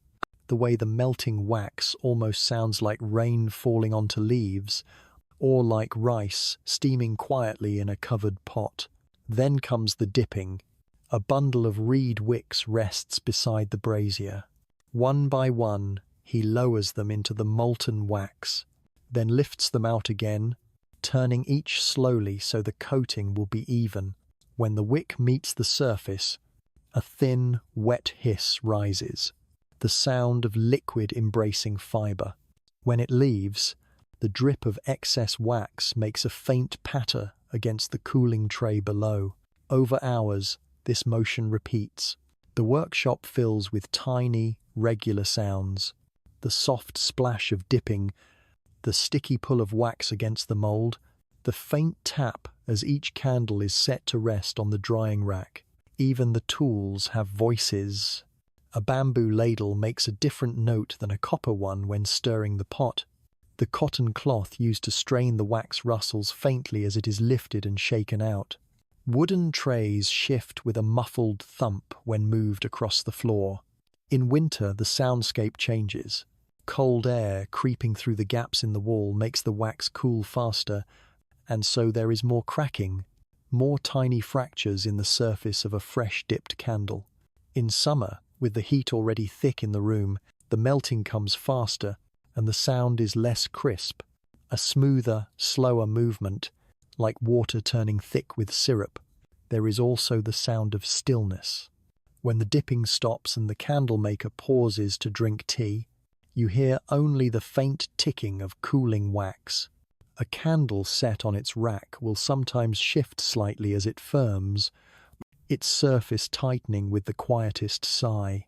These sounds are not loud, but to the craftsman they are signals. They tell him if the wax is too hot or too cool, if the wick has absorbed properly, if the day's humidity will favor a smooth finish or a rougher one. In the evenings, when the day's work is done, the brazier is allowed to fade. The workshop grows cooler, and the remaining wax in the pot sets into a pale skin that wrinkles as it hardens. If you listen closely, you can still hear the tiniest crackle as it settles, the last sound of the day, before the quiet becomes complete. This world of sound belongs to the candle before it is lit, but once the flame takes hold, another kind of music begins, one that plays in rooms far from the workshop, in the hands of storytellers and in the breath of children leaning close. And so, our next step will carry us into that other soundscape, where candles are not just quiet companions, but partners in a very old game of light and dark. The hour is late. A paper lantern sways faintly in the corridor, its glow spilling into a small room where friends sit close together on woven tatami. The brazier glows red in the center, its heat drawing the group nearer, and on a low stand beside it rests a single iron tray. In the tray, candles burn. Not one or two, but many, tall, narrow, each giving off a steady, quiet light. This is the setting for Hyakumonogatari Kaidankai, the gathering of 100 stories. Part parlor game, part test of courage, and part invitation for the imagination to wander into places best left unlit. The rules are simple. 100 candles are placed in the room. The participants take turns telling ghost stories, tales of spirits, demons, or strange happenings whispered from one neighbor to another. After each story is finished, a candle is extinguished. The game begins in a room washed with golden light, the candles casting long, lazy shadows up the walls. The first storyteller clears his throat, the others lean in, and the tale begins. At the end of the story, perhaps about a wandering monk who vanished near a temple gate, the storyteller rises. He cups his hand around the flame nearest him, and with a gentle breath, snuffs it out. The room grows slightly darker. The shadows stretch. Another story begins. This time, a tale of a fisherman who saw a pale figure standing on the waves at dawn. When the last word fades, another flame dies, and so the game continues, the light diminishing little by little. With each extinguished candle, the room changes. Voice drop lower. The silences between sentences grow longer. Even the glow of the brazier feels different, more fragile, more secretive. By the time half the candles are gone, faces are less distinct. Expressions shift in the half light, and the corners of the room seem to draw closer.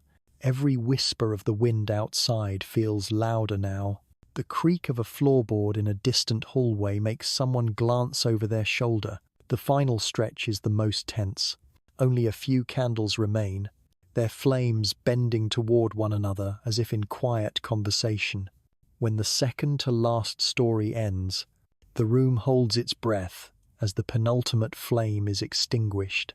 One candle remains, Its light is enough to see the faces around you, but not enough to banish the shadows. The last storyteller begins. Her voice is soft, but carries the weight of the game's long tradition, a tale meant to linger even after the flame is gone. And when it is finished, she leans forward. One final breath. The last candle dies. Darkness settles over the room like a held breath released. No one moves at first. For a moment, all are suspended between worlds, between the comfort of the game and the lingering chill of its shadows. Tradition says the game should end there. Some believed that by extinguishing all 100 candles after telling tales of the supernatural, you invited the spirits you had spoken of to draw near. Others treated it simply as a thrill, a way to feel the edge of fear while sitting safely among friends.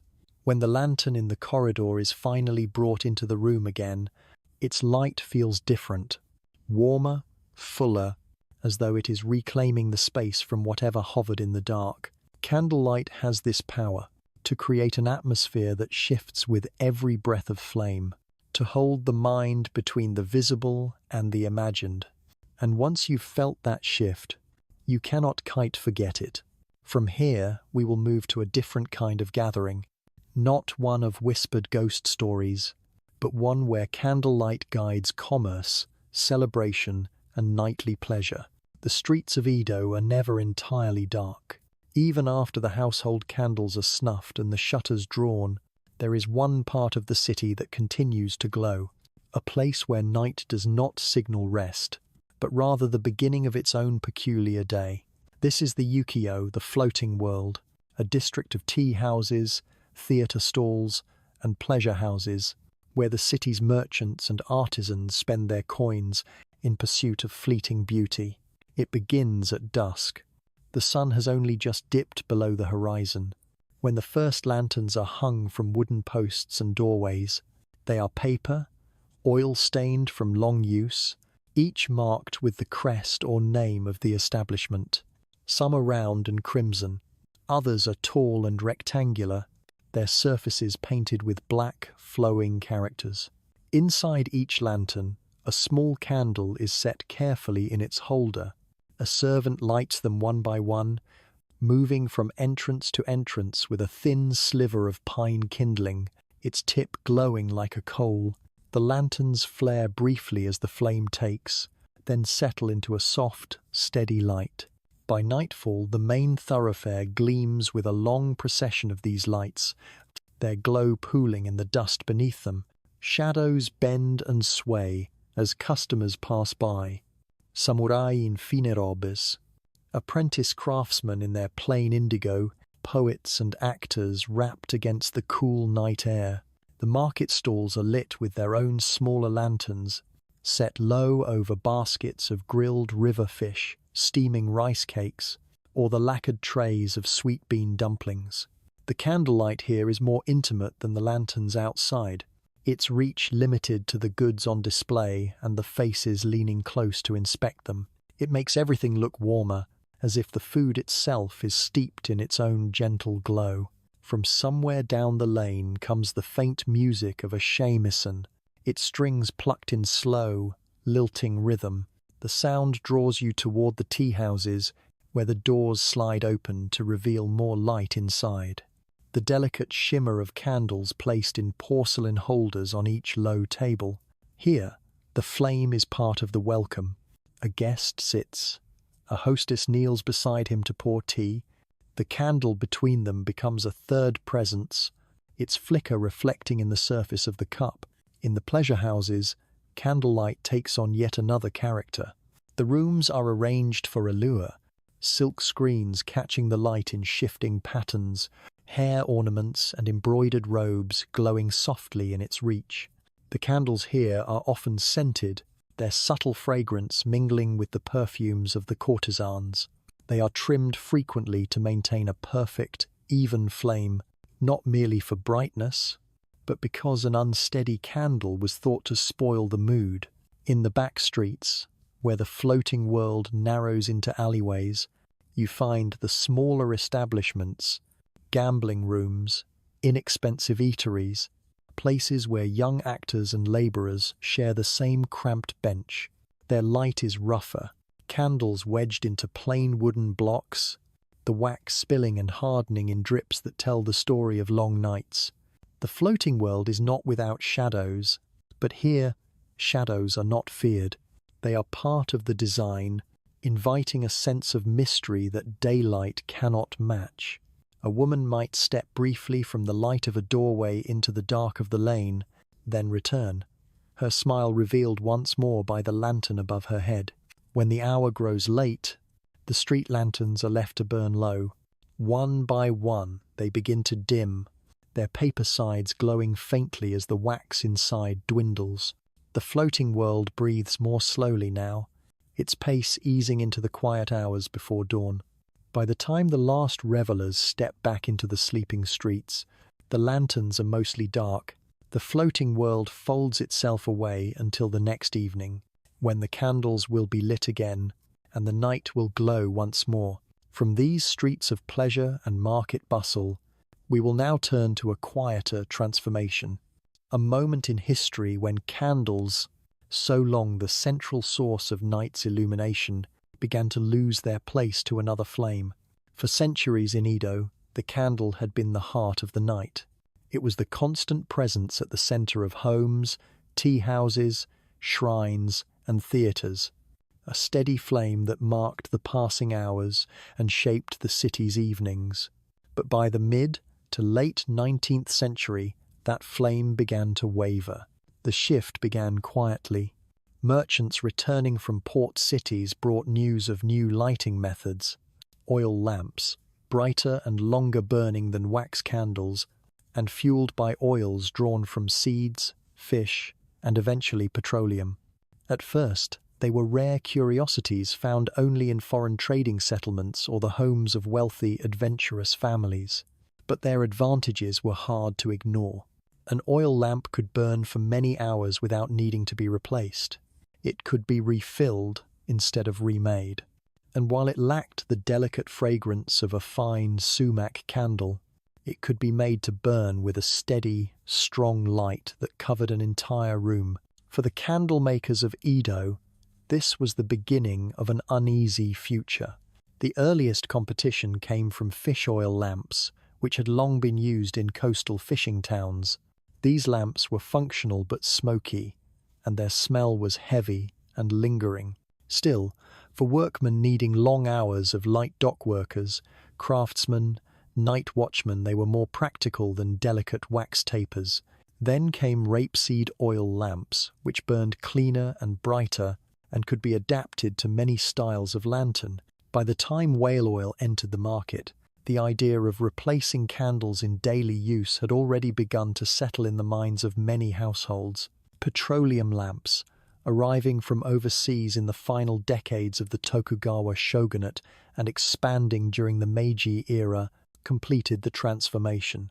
They burned brighter than anything most people had seen. They could be lit and extinguished instantly without trimming wicks or replacing stubs.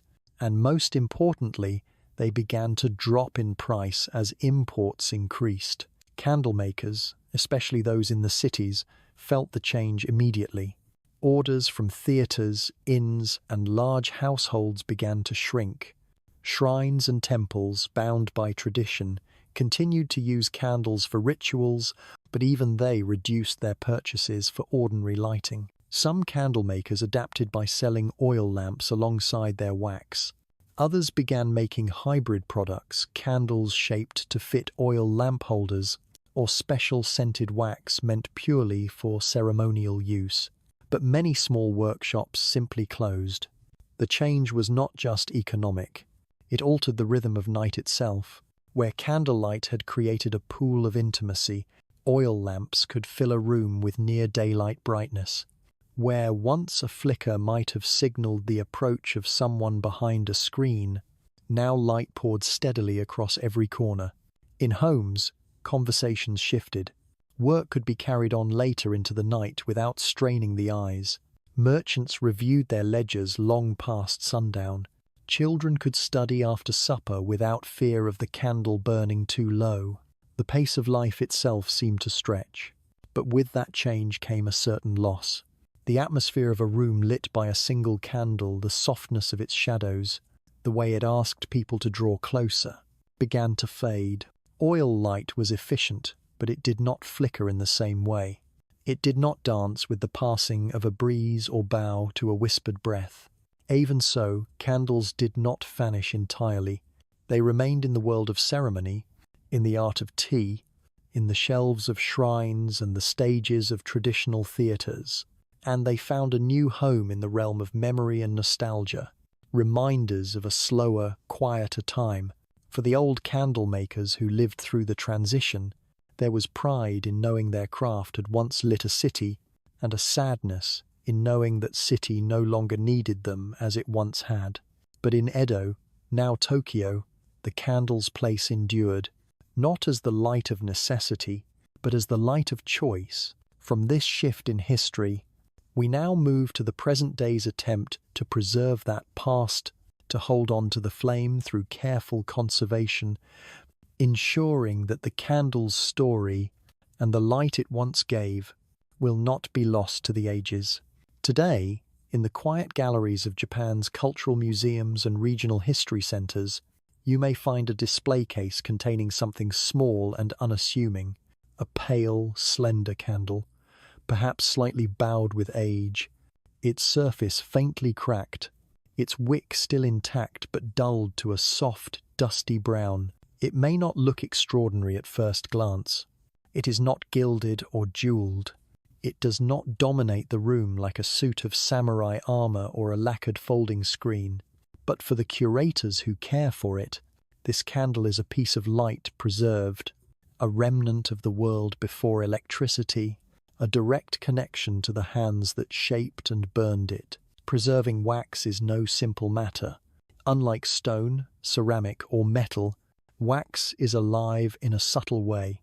It responds to temperature, humidity, and even the quality of the air. In warm conditions, it softens and may warp. In cold, it becomes brittle, prone to cracking if handled carelessly. Humidity can draw in dust or cause faint blooming on the surface. And of course, wax remembers every touch. A fingerprint pressed into it decades ago may still be visible today. For this reason, museum storage for candles is carefully controlled. They are kept in climate-stable rooms, often in boxes lined with acid-free tissue. Temperatures are maintained within a narrow range, avoiding extremes that would cause expansion or contraction. Light exposure is minimized not because candles fear light, but because pigments, if present, can fade, and surface textures can degrade when ultraviolet light interacts with old wax. One of the most delicate decisions a conservator must make is whether to clean a candle at all. Dust may be gently brushed away with a soft sable brush, but wax surfaces can scar easily if touched with anything abrasive. Even the smallest scratch can permanently alter the way light reflects from it. Some preserved candles are ceremonial, never burned. These often have fine decorative work, gilded patterns, embossed crests, or painted motifs of plum blossoms and cranes. Others are humble working candles, their bases marked with hardened drips, their tips blackened from a brief flame. In these cases, the marks of use are part of the artifact's value and are never corrected or restored away. Museums also work to preserve the context of these candles. A candle on its own tells part of a story. Placed beside its iron holder, its bamboo wick trimmer, or a merchant's ledger noting its purchase, it begins to speak more fully of its role in daily life. Some institutions even recreate small dioramas, a candle burning in a model tea house or resting in a samurai's study beside brush and inkstone. These scenes allow visitors to feel the scale of the object, to see that this narrow stick of wax once commanded the night.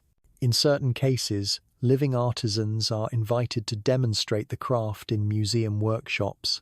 Visitors watch sumac wax blocks being melted, reed wicks being dipped and cooled, and finished candles being set aside to dry on wooden racks. The smell, the sound, the rhythm of the work, all of it is as much a part of the candle's history as the object itself. Through such care, the candle's place in history remains vivid. It is not merely a relic of technology superseded by oil lamps and electricity. It is a witness to evenings when every flame was tended, when every bit of wax was precious, when the life of a city slowed to the pace of a burning wick. And so, the work of the conservator is more than preservation. It is an act of keeping a certain kind of night alive. From here, we will step once more into the present, not into a museum, but into the quiet memory candles still hold in Japanese culture. For even as they have faded from necessity, their glow lingers in seasonal rituals, festivals, and the hearts of those who remember. Even in an age of neon signs and LED lanterns, the gentle light of a candle still lives in Japan's cultural memory. It is no longer the light of necessity, guiding daily life through darkened streets and quiet rooms. Instead, it is the light of remembrance, an echo of slower evenings, careful hands, and moments framed in shadow and flame. You can still see it in summer festivals. During Toro Nagashi, paper lanterns carrying small candles are set afloat on rivers, drifting silently downstream. The water carries them past darkened banks, their reflections trembling with each ripple. These are offerings for the spirits of the dead, gentle farewells sent on the current, each flame a wordless prayer. Crowds gather at the shore to watch, and though smartphones capture the scene, there is something the camera cannot hold. The faint warmth that comes from knowing those flames will soon fade into the night. You can see it in winter, in the snowbound regions of Tohoku. In February, small snow houses Kamakura dot the streets during midwinter festivals. Inside each one, a candle burns, its flame painting the snow walls in soft gold, while the outside world remains frozen and silent. Children peer inside, their cheeks red from the cold, and for a moment, that glow seems to warm more than the air. In Kyoto's old temples, seasonal illumination events keep the tradition alive. Long stone paths are lined with rows of candles, their light leading visitors toward gardens, ponds, and quiet courtyards. The flames sway in the night breeze, and the effect is not just beautiful, it feels deliberate, intentional, as though each light is aware of its role in guiding footsteps through the dark. Even in the modern tea ceremony, where electric light could easily replace open flame, candles still hold their place. They are set within small lanterns to cast a subtle glow over the tatami, illuminating the steam curling from a kettle or the gleam of a lacquered tea caddy. The flame is quiet, but it defines the space, turning the room into a separate world for the length of the gathering. And in the most personal of moments, candles continue to appear on home altars, during memorials, on anniversaries of loss. A small wax flame beside a photograph can say what no words can. I remember you. The scent of the wax, the way the wick leans, the slow rhythm of its flicker, all carry the weight of care. For some, the candle's glow is also tied to nostalgia. Older generations remember studying by candlelight during power outages, or hearing ghost stories in a circle of friends as each flame was extinguished one by one. Others remember the long evenings of Obon, when a candle in a lantern meant that ancestors were being welcomed home. Even for those who have never truly lived by candlelight, its imagery endures. It appears in literature, in film, in the seasonal greeting cards that depict a winter night in some far-off past. It stands as a symbol for quiet patience, for deliberate care, for the kind of presence that cannot be hurried. And so the candle remains, not as the main character in Japan's nights, but as a guest who is always welcome, a reminder that light need not always be bright, that the best illumination often leaves room for shadow. The candle's flame is small, but it is generous. It does not rush. It does not demand. It simply offers itself, holding space for thought, for memory, for stillness. And even now, when a candle is lit in a Japanese home, whether for a festival, a tea gathering, or a quiet moment alone, its glow connects the present to a long lineage of evenings when the world slowed to the pace of melting wax. Its light is more than illumination. It is a link between then and now, between the living and the gone, between the bright day and the deep night. And as long as there are those who wish to remember, the glow will linger. And so, we have followed a single flame through time, from the cool dawn of a candle maker's workshop in Old Edo, to the flickering warmth of kabuki stages and tea house tables, from the careful rituals of monks counting hours by the slow descent of wax, to the late-night gatherings where ghost stories extinguished one candle after another. We have watched that light guard the streets through fire watchers' vigilance, carry prayers upward in Shinto shrines, and linger as the glow of memory in the minds of those who knew its company. The candle story is not only about light, it is about rhythm, the measured pace of a day's work dipping wicks into warm wax, the slow burn that decides when a letter will be finished, when a meeting will end, when sleep will come. It is about the relationship between illumination and shadow, how the two shape each other, how beauty lies in the spaces between them. Even as oil lamps arrived, and later electricity, the candle remained in places where light was not just a tool but a presence. In ceremonies, in poetry, in festivals by river and snow, in quiet rooms where a single flame still draws people closer, as though it remembers that its first duty was not simply to make the night visible, but to make it human. Now, as we leave this journey, you might picture that light one last time. A small, steady flame resting in a simple iron holder, its wax pooling gently at the base. The air is still. Shadows lean softly along the wall. There is no rush for it to burn away, and no hurry for you to move on. Perhaps it reminds you that the pace of a candle is not the pace of a clock. It does not count seconds. It keeps its own quiet time, measured in the melting of wax, in the sway of its flame, in the way the world seems to pause while it burns. And so, the candle waits, for the next hand to strike a match, for the next room to fall still, for the next pair of eyes to linger in its glow. When that moment comes, it will light the darkness as it always has, patiently, gently, reminding us that even the smallest light can hold an entire night within it. Good night. May your own evening be as calm, as unhorliet, and as warm as the softest candlelight.